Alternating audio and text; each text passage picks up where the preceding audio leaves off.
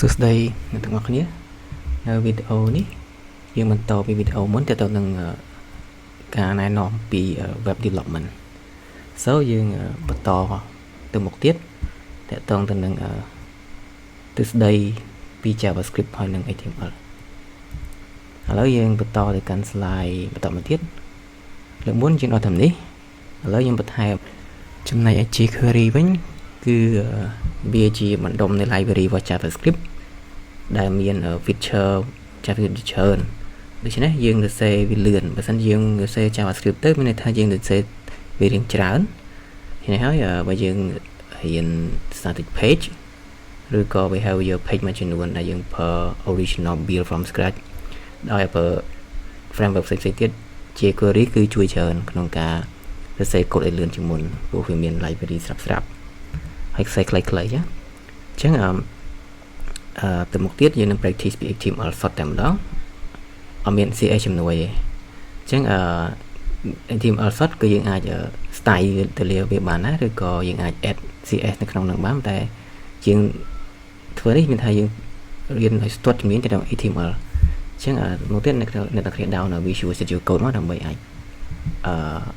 រៀប structure នៃ project ឬក៏វាមាន highlight មានអីស្រាប់នៅក្នុងហ្នឹងយើងអាចសរសេរHTML បានទៅយើងមាន syntax highlight មើលស្រាប់ចាមាន suggestion អីវាស្រួលជាងអញ្ចឹងនៅក្នុងមកទៀតយើងនឹង practice ទៅលើ Visual Studio Code ដើម្បីសរសេរ HTML ហើយរ៉ាំហើយយើងធ្វើ HTML វាអត់មាន compiler អីទេយើងចុចវាបើកទៅលើ browser ទៅវានឹងចេញទៅមកអញ្ចឹងមុននេះចូលទៅកាន់ការសិក្សាអនុវត្តគឺយើងត្រូវដឹងពី HTML tag ជាមុនសិន HTML tag វាមានច្រើនតែខ្ញុំលើកយកមកតិចតួចទេអញ្ចឹងនៅក្នុងការសរសេរជា HTML យើងត្រូវមានបើក HTML បិទ HTML ហើយ HTML វាមាន head វាមាន body ហើយក្នុង head យើងអាចមាន title យ៉ាងដែរយើងដាក់ title យើងអាចអានវាទៅថា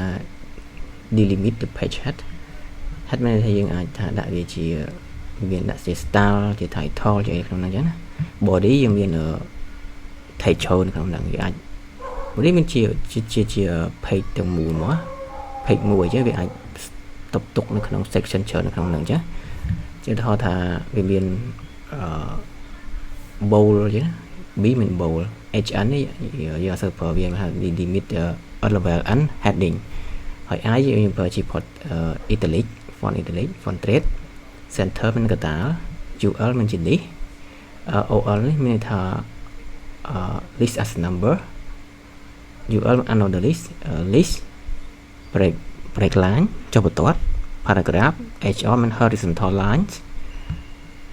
image យើងអាចដាក់ image ចូលបាន hypertext link បើយើងឧទាហរណ៍យើងចង់ click ទៅកាន់ reference ទៅកាន់ hyperlink ណាផ្សេងៗទៀតយើងប្រើពាក្យ A ហើយ hyperlink មានថាយើងអាច click ទៅកាន់ page ផ្សេងទៀត